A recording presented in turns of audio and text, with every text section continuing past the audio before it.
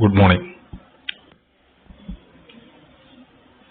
ഇന്നലത്തെ ക്ലാസ്സിൽ അക്കൗണ്ടിങ്ങിന്റെ ഡെഫിനിഷൻ ആണ് നമ്മൾ സംസാരിച്ചത്. ഇന്ന് we are going to see what is the need and what are the objectives of accounting.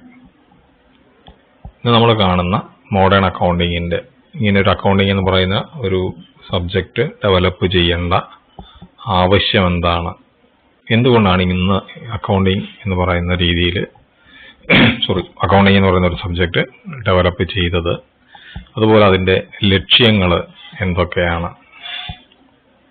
ഇതാണ് ഇന്നത്തെ ക്ലാസ്സിൽ നമ്മൾ കാണാനായിട്ട് പോകുന്നത്.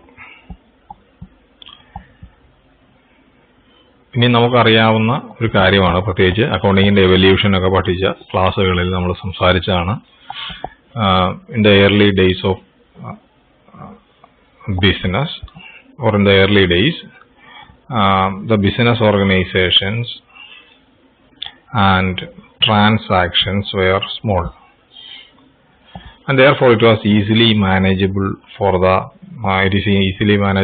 owners, or it is easily manageable by the owners of the business themselves.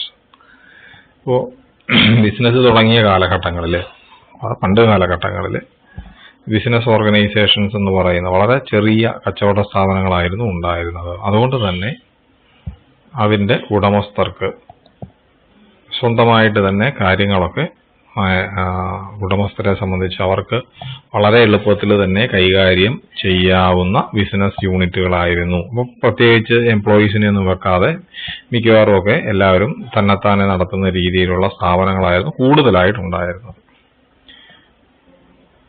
So at that time the businessman used to remember the transactions by memorizing them. നമ്മുടെ നാട്ടിലൊക്കെയുള്ള വളരെ ചെറിയ കച്ചവടക്കാർ ഇപ്പോഴും ചെയ്യുന്ന പോലെ, ചെറിയ മുറുക്കാൻ കടയൊക്കെ പോലുള്ള കടകളിലൊക്കെ ആണെങ്കിൽ കടയിൽ പോയിട്ടൊരു സാധനം വാങ്ങി നമ്മൾ 10 രൂപ കൊടുക്കാനുണ്ടെങ്കിൽ പിന്നെ തരാമെന്ന് പറഞ്ഞു കഴിഞ്ഞാൽ അവർ സാധാരണ എഴുതിയിടാറൊന്നുമില്ല. പലപ്പോഴും അത് അവരങ്ങ് ഓർമ്മയിൽ വെക്കുകയാണ് ചെയ്യുക. കാരണം വളരെ ചെറിയ ഷോപ്പാണ്, കുറച്ച് ട്രാൻസാക്ഷൻസ് അവിടെ കച്ചവടങ്ങളൊക്കെ ഉണ്ടാവാറുള്ളൂ, ചെറിയ എമൗണ്ടിന്റെയാണ്, ഓർത്തിരിക്കാൻ എളുപ്പമൊക്കെ ഉള്ളത് കൊണ്ട് മിക്കവാറും ഒക്കെ ഓർത്തിരിക്കുകയാണ് ചെയ്യുക. അപ്പൊ പണ്ട് കാലത്ത് അങ്ങനെയായിരുന്നു ചെയ്തിരുന്നത്. എന്നാൽ കുറച്ചു കാലത്തിന് ശേഷം, പ്രത്യേകിച്ച് ദ ഇൻഡസ്ട്രിയൽ റവല്യൂഷൻ,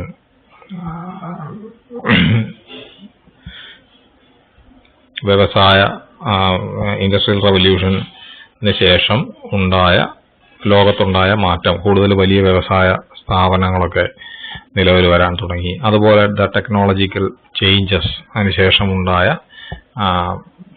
പുതിയ മോഡേൺ ആയിട്ടുള്ള അഡ്വാൻസ്ഡ് ടെക്നോളജിക്കൽ ചേഞ്ചസ് ഒക്കെ ധാരാളം, മെഷീൻ പോലുള്ള കാര്യങ്ങളാണെങ്കിലും ബിസിനസ് മാനേജ്മെന്റും ഒക്കെ ആയിട്ട് ബന്ധപ്പെട്ടിട്ട് ധാരാളം ചേഞ്ചസ് ഉണ്ടായി. അതുപോലെ പിന്നെ കമ്മ്യൂണിക്കേഷൻ ഫെസിലിറ്റീസ് ഒക്കെ വർദ്ധിക്കുകയും പല മാറ്റങ്ങളും ലോകത്തുണ്ടായി കഴിഞ്ഞപ്പോഴത്തേക്കും it has widened the opportunities for the business. ബിസിനസ്സുകാരനെ സംബന്ധിച്ച് അവന്റെ ചെറിയ കച്ചവട സ്ഥാപനം എന്നുള്ള നിലയിൽ നിന്നും മാറിയിട്ട് വളരെ വലിയ സ്ഥാപനങ്ങൾ നടത്തിക്കൊണ്ടുപോകാനുള്ള സാഹചര്യങ്ങൾ ഇതിന്റെ ഫലമായിട്ട് ഉണ്ടായി. So in these days we can see that most of the business concerns are run by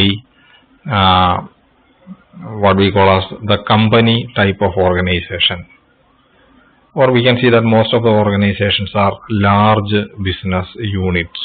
അല്ലെ, പണ്ടുള്ളതിൽ നിന്നുള്ള ഒരു വ്യത്യാസമാണ്. പണ്ട് കാലത്ത് കൊച്ചു കൊച്ചു കച്ചവടക്കാരുണ്ടായിരുന്ന സ്ഥാനത്ത് ഇന്ന് വളരെ വലിയ ബിസിനസ് സ്ഥാപനങ്ങൾ നമ്മളുടെ നാട്ടിലുണ്ട്. അത് മാത്രമല്ല, ധാരാളം സ്ഥാപനങ്ങൾ കമ്പനി ഫോമിൽ വർക്ക് ചെയ്യുന്നതാണ്. അതായത് ഷെയർ ഹോൾഡേഴ്സ് എന്ന് പറയുന്ന ആൾക്കാരുടെ കയ്യിൽ നിന്നും ഷെയർ ഹോൾഡേഴ്സ്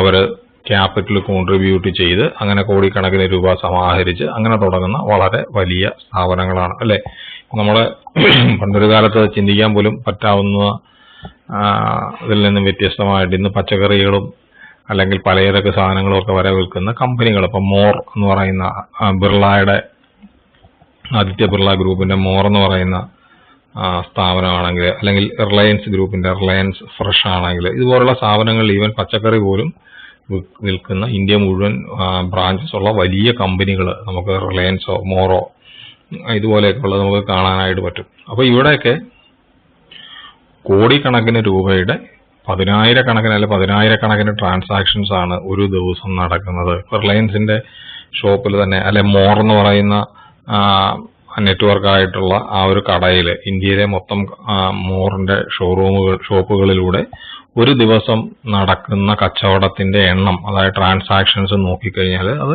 ലക്ഷങ്ങളുടെ ട്രാൻസാക്ഷനാണ് നടക്കുക. അതുപോലെ അതിന്റെ തുക നോക്കിക്കഴിഞ്ഞാൽ കോടികളിലാണ്. അപ്പോൾ ഇങ്ങനെ ലക്ഷക്കണക്കിന് ട്രാൻസാക്ഷൻസ്, അതായത് കോടിക്കണക്കിന് രൂപ ഉൾപ്പെടുന്ന ലക്ഷക്കണക്കിന് ട്രാൻസാക്ഷൻസ് ഒക്കെ നടത്തുന്ന കമ്പനിയൊക്കെ പോലെയുള്ള സ്ഥാപനങ്ങളിൽ, വളരെ വലിയ ബിസിനസ് സ്ഥാപനങ്ങളിൽ പണ്ട് കാലത്തെ പോലെ ഈ ട്രാൻസാക്ഷൻസും എമൗണ്ടും എല്ലാം അതിന്റെ ഉടമസ്ഥന്റെ അല്ലെങ്കിൽ അത് മാനേജ് ചെയ്യുന്ന ആളിന്റെ ഓർമ്മയിൽ സൂക്ഷിക്കുക എന്ന് പറയുന്നത് പ്രാക്ടിക്കലി ഇംപോസിബിൾ ആണ്. So, as it is not possible for a human being to keep in memory all the transactions, it is necessary to record all these transactions properly. അപ്പോൾ അതുകൊണ്ട് തന്നെ with the help of ആധുനിക കാലത്താണെങ്കിൽ കമ്പ്യൂട്ടറിന്റെയൊക്കെ സഹായത്തോടു കൂടിയോ, അല്ലെങ്കിൽ അതിന് മുമ്പൊക്കെ ആണെങ്കിൽ ബുക്കിൽ അല്ലെങ്കിൽ അക്കൗണ്ട് ബുക്കുകളിൽ കണക്കെഴുതി വെക്കുന്ന ഒരു സമ്പ്രദായം അങ്ങനെയാണ് നിലവിൽ വന്നത്. So, with the help of accounting records, the businessman would be able to ascertain the profit or loss, and he can also find out the financial position of his business at the end of a given period. അക്കൗണ്ടിങ്ങിനെ ഇങ്ങനെ record ചെയ്യുന്നത് കൊണ്ടുള്ള ഒരു ഗുണം എന്ന് പറഞ്ഞു കഴിഞ്ഞാൽ, നേരത്തെ പറഞ്ഞതുപോലെ കാര്യങ്ങളൊന്നും ഓർമ്മയിൽ സൂക്ഷിക്കേണ്ട. ഓർമ്മയിൽ സൂക്ഷിച്ചു കഴിഞ്ഞാൽ അത് മറന്നുപോകാനോ തെറ്റിപ്പോകാനോ ഒക്കെ ഉള്ള സാധ്യതയുണ്ട്. അപ്പോൾ ഇങ്ങനെ എറേഴ്സ് ഒക്കെ നമുക്ക് ഒഴിവാക്കാനായിട്ട് പറ്റും. അത് മാത്രമല്ല, വളരെ കൃത്യമായിട്ട് തന്നെ ഒരു നിശ്ചിത കാലയളവിന് ശേഷം ഒരു ബിസിനസ്സിൽ ലാഭമാണോ നഷ്ടമാണോ ഉണ്ടായത് എന്ന് കണ്ടുപിടിക്കാനായിട്ട് പറ്റും. അതായത് വാർഷികമായിട്ടോ, സാധാരണ കമ്പനികളൊക്കെ ആണെങ്കിൽ മാർച്ച് 31-ാം തീയതി ഒക്കെ അക്കൗണ്ടുകൾ ക്ലോസ് ചെയ്തിട്ട് അന്നാണ് കണ്ടുപിടിക്കുക. അല്ലെങ്കിൽ വർഷത്തിലൊരിക്കലോ, അല്ലെങ്കിൽ 6 മാസം കൂടുമ്പോഴോ, അല്ലെങ്കിൽ 3 മാസം കൂടുമ്പോഴോ ഒക്കെ നമുക്ക് സൗകര്യപ്രദമായ ഒരു കാലയളവിൽ ഒരു ബിസിനസ്സിൽ ലാഭമാണോ നഷ്ടമാണോ ഉണ്ടായത് എന്ന് കണ്ടുപിടിക്കാനും ഒക്കെ ഈ റെക്കോർഡിംഗ് കൊണ്ട് പറ്റുന്നുണ്ട്.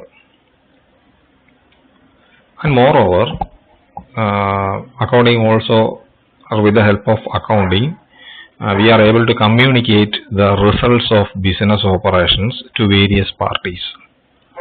ഇങ്ങനെ ലാഭമാണോ നഷ്ടമാണോ എന്നൊക്കെ കണ്ടുപിടിച്ചു കഴിഞ്ഞാൽ ഇതുപോലുള്ള കാര്യങ്ങളിൽ താല്പര്യമുള്ള കുറെ ആൾക്കാരുണ്ടാവും. അവർക്ക് ഇതൊക്കെ അവരിലേക്ക് എത്തിക്കാനും ഈ ആധുനിക കാലത്തെ അക്കൗണ്ടിങ് സഹായിക്കുന്നുണ്ട്. അപ്പോൾ ഫോർ എക്സാമ്പിൾ, നമ്മളുടെ കമ്പനീസ് ആക്ട് അനുസരിച്ച് ഒരു കമ്പനിയിലെ ഷെയർ ഹോൾഡേഴ്സിന് ഒരു വർഷത്തിന് ശേഷം, ഒരു സാമ്പത്തിക വർഷം കഴിയുമ്പോൾ ആ കമ്പനിയുടെ ലാഭമാണോ നഷ്ടമാണോ ആ ഒരു വർഷം ഉണ്ടായത് എന്നൊക്കെ കണ്ടുപിടിച്ചിട്ട് അതിനുവേണ്ടി പ്രോഫിറ്റ് ആൻഡ് ലോസ് അക്കൗണ്ട് എന്ന് പറയുന്ന അക്കൗണ്ടാണ് എഴുതുന്നത്. അത് പിന്നീട് പഠിക്കും. അപ്പോൾ എന്തായാലും ലാഭമാണോ നഷ്ടമാണോ എന്നൊക്കെ കണ്ടുപിടിച്ച് അത് ഈ കമ്പനിയുടെ ഷെയർ ഹോൾഡേഴ്സിനെ അറിയിക്കണം എന്നൊരു നിയമമുണ്ട്. അപ്പോൾ ഇങ്ങനെ കമ്മ്യൂണിക്കേറ്റ് ചെയ്യാനൊക്കെ ഈ അക്കൗണ്ടിങ് ഹെൽപ്പ് ചെയ്യുന്നുണ്ട്. So this shows the need for accounting.